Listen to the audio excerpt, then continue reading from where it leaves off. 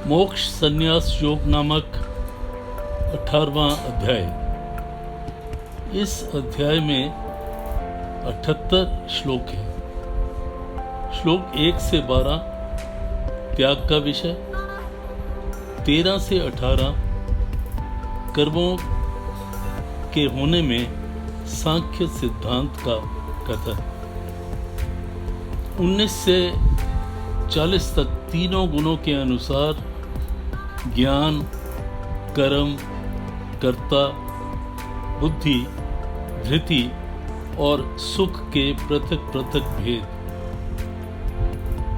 श्लोक 41 से 48 तक फल सहित वर्ण धर्म का विषय और 49 से 55 तक ज्ञान निष्ठा का विषय और 56 से 66 तक भक्ति सहित कर्म योग का विषय और 67 से 78 तक श्री गीता जी का महात्म्य।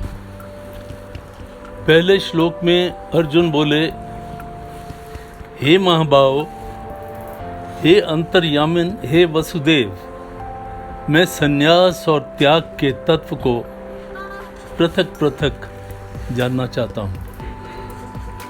श्री भगवान बोले, कितने ही पंडित जन तो काम्य कर्मों के त्याग को संन्यास समझते हैं तथा दूसरे विचार कुशल पुरुष सब कर्मों के फल के त्याग को त्याग कहते हैं।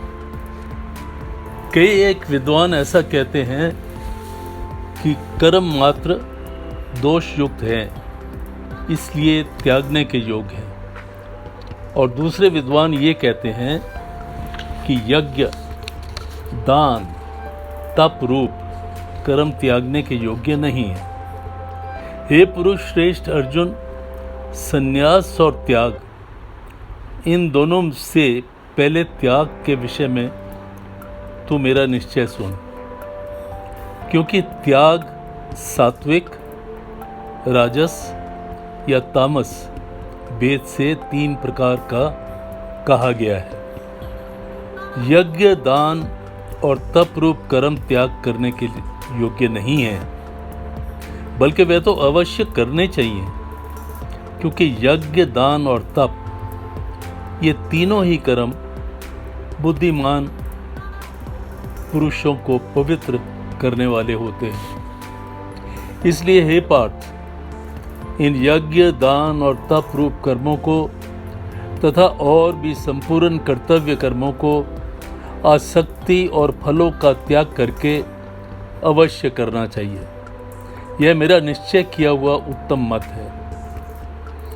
परंतु नियत कर्म का स्वरूप से त्याग उचित नहीं है, इसलिए मोह के कारण उसका त्याग कर देना तामस त्याग कहा गया है। जो कुछ कर्म है वह सब दुख रूप से है, ऐसा समझकर यदि कोई शारीरिक क्लेश के भय से कर्तव्य कर्मों का त्याग कर दे तो वह ऐसा राजस त्याग करके त्याग का फल को किसी प्रकार भी नहीं पाता। हे अर्जुन, जो शास्त्र विहित कर्म करना कर्तव्य है, इसी भाव से आसक्ति और फल का त्याग करके किया जाता है, वही सात्विक त्याग माना गया है। जो मनुष्य अकुशल कर्म से तो दोष नहीं करता और कुशल कर्म से आसक्त नहीं होता, वह शुद्ध सत्गुण से युक्त पुरुष संशय रहित, बुद्धिमान और सच्चा त्यागी है। क्योंकि शरीरधारी किसी भी मनुष्य के द्वारा संपूर्णतया से सब कर्मों का त्याग किया जाना शक्य नहीं है, इसलिए जो कर्म फल का त्यागी है वही त्यागी है, यह कहा जाता है। कर्म फल का त्याग न करने वाले मनुष्यों के कर्मों को उनका अच्छा, बुरा और मिला हुआ ऐसे 3 प्रकार का फल मरने के पश्चात अवश्य होता है, किंतु कर्म फल का त्याग कर देने वाले मनुष्य को उनके कर्मों का फल किसी काल में भी नहीं होता। हे महाभाव, संपूर्ण कर्मों की सिद्धि, ये 5 हेतु कर्मों का अंत करने के लिए उपाय बतलाने वाले सांख्य शास्त्र में कहे गए हैं, उनको तुम मुझसे भली भांति जान। इस विषय में अर्थात कर्मों की सिद्धि में अधिष्ठान और कर्ता तथा भिन्न भिन्न प्रकार के कारण एवं नाना प्रकार के अलग अलग चेष्टाएं, वैसे ही 5वां हेतु देव है। मनुष्य मन, वाणी और शरीर से शास्त्र अनुकूल अथवा विपरीत जो कुछ भी कर्म करता है, उसके ये 5 कारण हैं। परंतु ऐसा होने पर भी जो मनुष्य अशुद्ध बुद्धि होने के कारण उस विषय में यानी कर्मों में और उनके होने के शुद्ध स्वरूप आत्मा को कर्ता समझता है, अगर आत्मा को कर्ता समझता है, वह मलिन बुद्धि वाला अज्ञानी यथार्थ नहीं समझता। जिस पुरुष के अंतःकरण में मैं करता हूँ ऐसा भाव नहीं है तथा जिसकी बुद्धि सांसारिक पदार्थों में और कर्मों में लिपायमान नहीं होती, वह पुरुष इन सब लोगों को मारकर भी वास्तव में ना तो मारता है और ना पाप से बंधता है। ज्ञाता, ज्ञान और ज्ञेय, ये तीनों प्रकार के कर्म प्रेरणा हैं और कर्ता, करण तथा क्रिया, ये 3 प्रकार का कर्म संग्रह है। गुणों की संख्या करने वाले शास्त्र में ज्ञान और कर्म तथा कर्ता गुणों के भेद से 3 प्रकार के कहे गए हैं, उनको भी तो मुझसे भली भांति सुन। जिस ज्ञान से मनुष्य पृथक पृथक सब भूतों में एक ही अविनाशी परमात्मा भाव को विभाग रहित समभाव से स्थित देखता है, उस ज्ञान को तो तुम सात्विक जान। किंतु जो ज्ञान अर्थात जिस ज्ञान के द्वारा मनुष्य संपूर्ण भूतों में भिन्न भिन्न प्रकार के नाना भावों को अलग अलग जानता है, उस ज्ञान को तू राजस जान।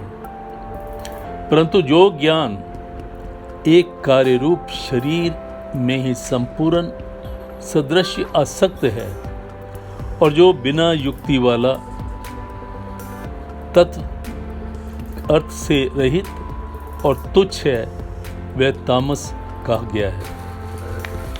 जो कर्म शास्त्र विधि से नियत किया हुआ और कर्तापन के अभिमान से रहित है तथा फल ना चाहने वाले पुरुष बिना राग द्वेष के करते हैं, वह सात्विक कहा जाता है। परंतु जो कर्म बहुत परिश्रम से युक्त होता है तथा भोगों को चाहने वाले पुरुषों द्वारा या अहंकार युक्त पुरुषों द्वारा किया जाता है, वह कर्म राजस कहा गया है। जो कर्म परिणाम, हानि, हिंसा और सामर्थ्य को न विचार करके केवल अज्ञान से ही आरंभ किया जाता है, वह तामस कहा जाता है।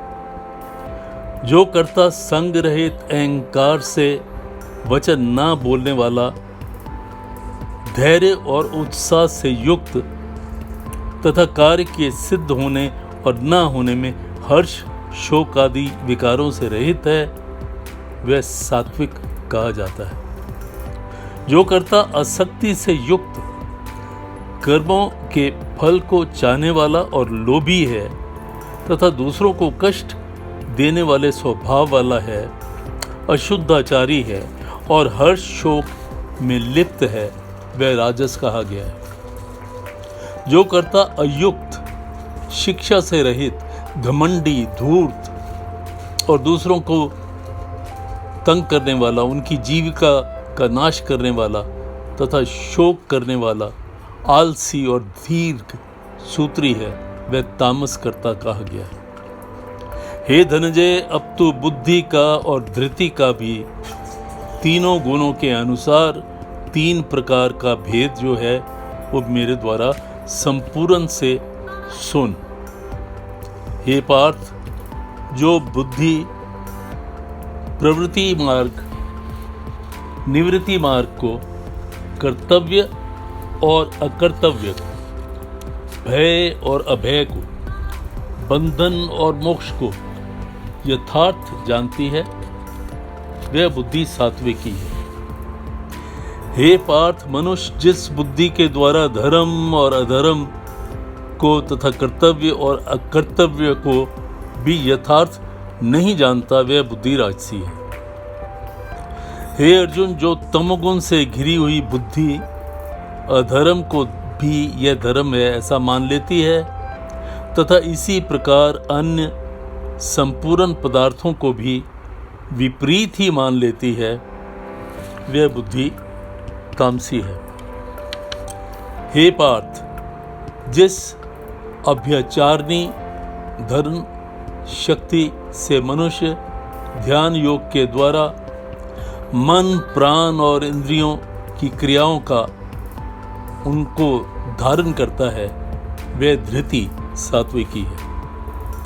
परंतु हे पार्थ अर्जुन, फल की इच्छा चाहने वाला मनुष्य जिस धारण शक्ति के द्वारा अत्यंत आसक्ति से धर्म, अर्थ और कर्मों को धारण करता है, वह धारण शक्ति राजसी है। हे पार्थ, दुष्ट बुद्धि वाला मनुष्य जिस धारण शक्ति द्वारा निद्रा, भय, चिंता, दुख का तथा उन्मत्तता को भी नहीं जो छोड़ता अर्थात धारण किए रहता है, वह धारण शक्ति तामसी है। हे भरत श्रेष्ठ, अब 3 प्रकार के सुख भी तो मेरे से सुन ले। जिस सुख में साधक मनुष्य भजन, ध्यान और सेवा आदि अध्याय से रमन करता है और जिससे दुखों के अंत प्राप्त हो जाता है, जो ऐसा सुख है वह आरंभ काल में तो यद्यपि विष के तुल्य है होता है, परंतु परिणाम स्वरूप अमृत के तुल्य है। इसलिए वह परमात्मा विषयक बुद्धि के प्रसाद से उत्पन्न होने वाला सुख सात्विक कहा गया है। जो सुख विषय और इंद्रियों के संयोग से होता है, वह पहले भोग काल में अमृत के तुल्य प्रतीत होता है, पर परिणाम के विषय में तुल्य है, इसलिए वह सुख राजस कहा जाता है। और जो सुख भोग काल में तथा परिणाम में भी आत्मा को मोहित करने वाला है, वह निद्रा, आलस, प्रमाद से उत्पन्न हुआ सुख तामस कहा गया है। पृथ्वी में या आकाश में अथवा देवताओं में तथा इन के सिवा कहीं भी ऐसा कोई भी सत्व नहीं है जो प्रकृति से उत्पन्न इन तीनों गुणों से रहित हो। हे परतंप, ब्राह्मण, क्षत्रिय और वैश्य तथा शूद्रों के कर्म भी स्वभाव से उत्पन्न गुणों के द्वारा विभक्त किए गए हैं।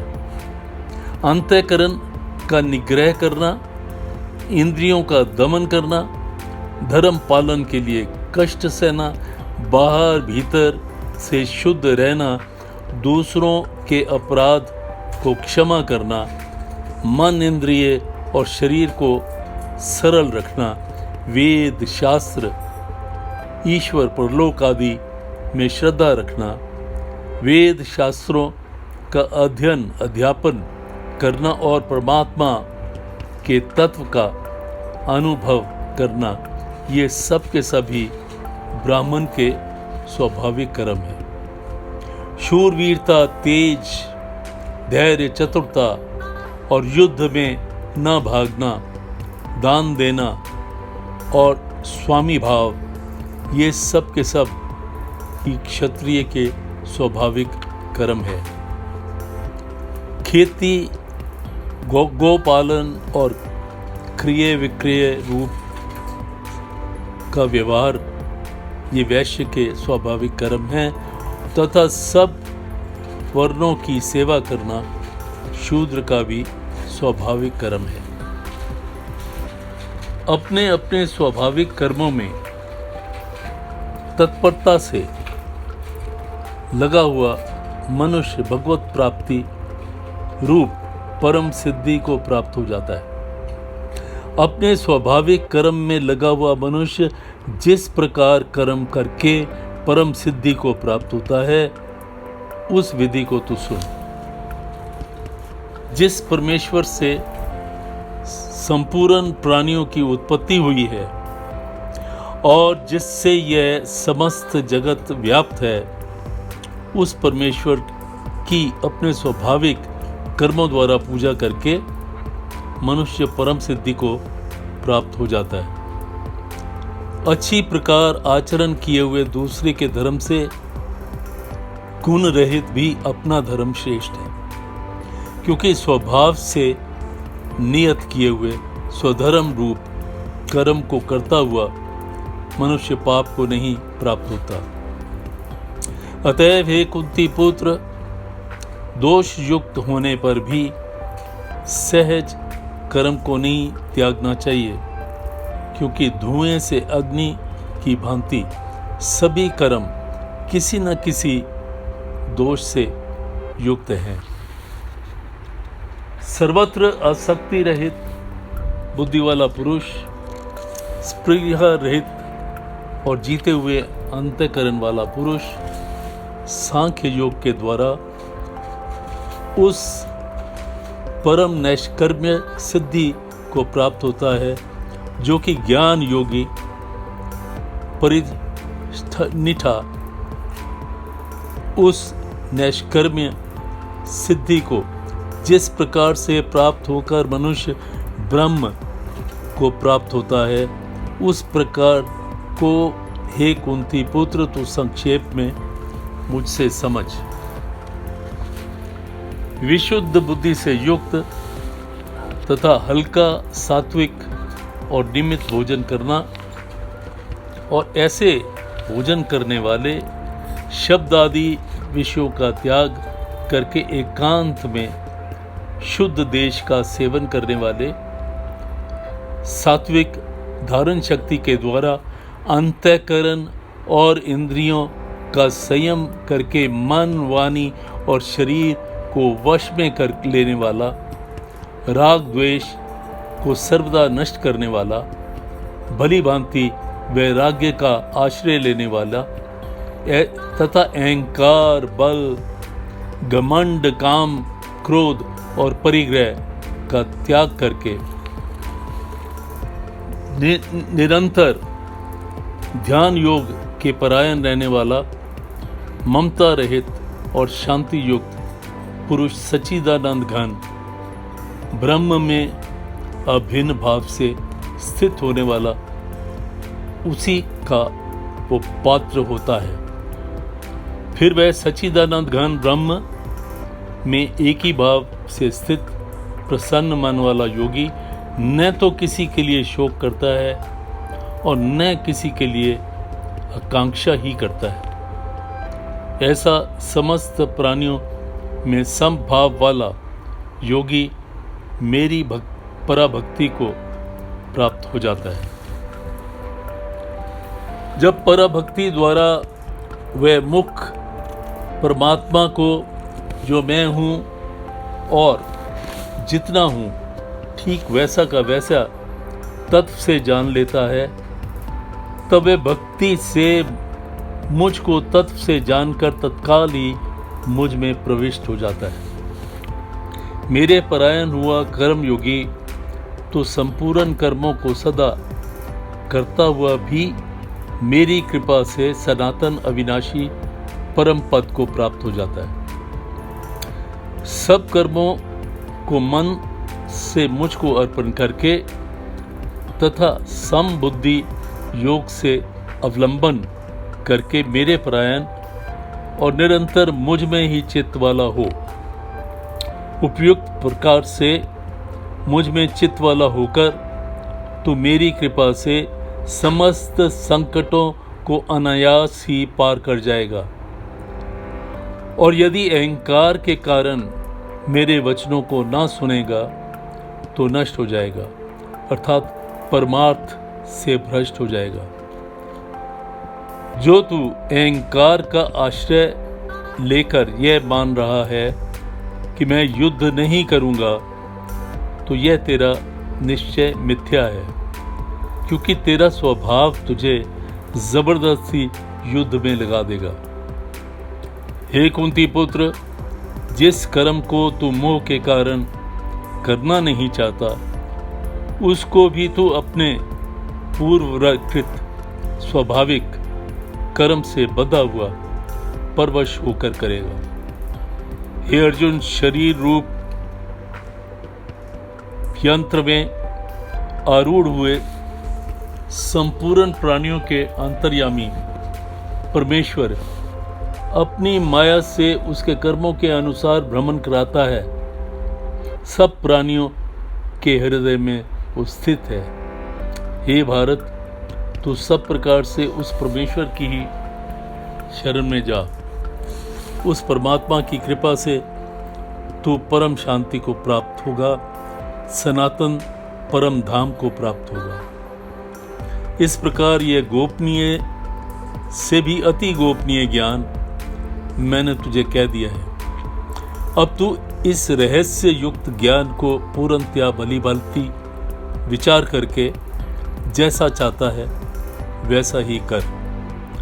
संपूर्ण गोपनियों में अति गोपनीय मेरे परम रहस्य युक्त वचन को तू फिर सुन। तू मेरा अतिशय है, प्रिय है। इससे यह परम हितकारक वचन मैं तुझको कहूँगा। हे अर्जुन, तू मुझ में मन वाला हो, मेरा भक्त बन, मेरा पूजन करने वाला हो और मुझ में प्रणाम कर, मुझको प्रणाम कर। ऐसा करने से तो मुझे ही प्राप्त होगा। यह मैंने तुझको सत्य प्रतिज्ञा बताई है। ये करता हूँ क्योंकि तू मेरा अत्यंत प्रिय है। संपूर्ण धर्मों को अर्थात संपूर्ण कर्तव्य कर्मों को मुझ में त्याग कर तू केवल एक मुझ सर्वशक्तिमान सर्वाधार परमेश्वर की शरण में आ। मैं तुझे संपूर्ण पापों से मुक्त कर दूंगा। तू शोक मत कर। तुझे ये गीता रूप रहस्यमय उपदेश किसी से भी किसी काल में ना तो तप रहित मनुष्यों को कहना चाहिए, ना भक्ति रहित से, ना बिना सुनने की इच्छा वाले उनको ही कहना चाहिए, तथा जो मुझ में दोष दृष्टि रखता है उससे भी कभी भी नहीं कहना चाहिए। जो पुरुष मुझ में परम प्रेम करके इस परम रहस्य युक्त गीता शास्त्र को मेरे भक्तों में कहेगा, वह मुझको ही प्राप्त होगा। इसमें कोई भी संदेह नहीं। उससे बढ़कर मेरा प्रिय कार्य करने वाला मनुष्य कोई भी नहीं, तथा पृथ्वी भर में उससे बढ़कर मेरा प्रिय दूसरा कोई भविष्य में होगा भी नहीं। जो पुरुष इस धर्म में हम दोनों के संवाद को, गीता शास्त्र को पढ़ेगा, उसके द्वारा भी मैं ज्ञान यज्ञ से पूजित होऊंगा, ऐसा मेरा मत है। जो मनुष्य श्रद्धा युक्त और दोष दृष्टि से रहित होकर इस गीता शास्त्र का श्रवण भी करेगा, वह भी पापों से मुक्त होकर उत्तम कर्म करने वालों के श्रेष्ठ लोकों को प्राप्त होगा। हे पार्थ, क्या इस गीता शास्त्र को तुमने एकाग्रचित से श्रवण किया? और हे धनंजय, क्या तेरा अज्ञान जनित मोह नष्ट हो गया?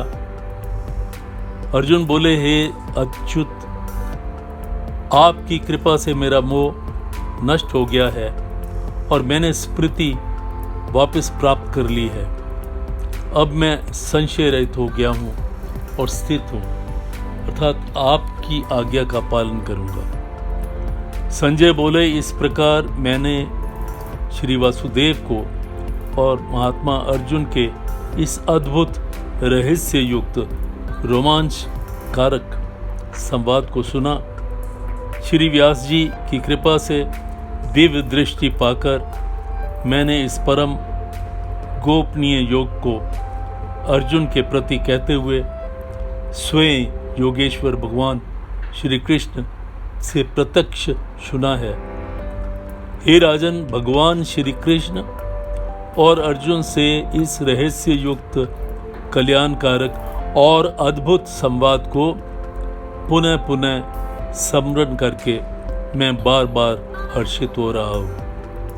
हे राजन, श्री हरि के इस अत्यंत विलक्षण रूप को भी पुनः पुनः स्मरण करके मेरे चित्त में महान आश्चर्य होता है और मैं बार बार हर्षित हो रहा हूँ।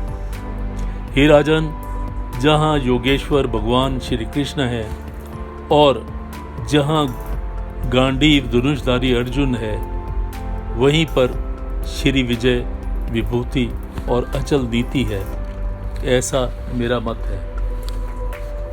ओम तत्सदिति श्रीमद् भगवत गीता सुपनिषत्सु ब्रह्म विद्या योग शास्त्रे श्री कृष्ण अर्जुन संवादे मोक्ष संन्यास योगो नाम 18वां अध्याय।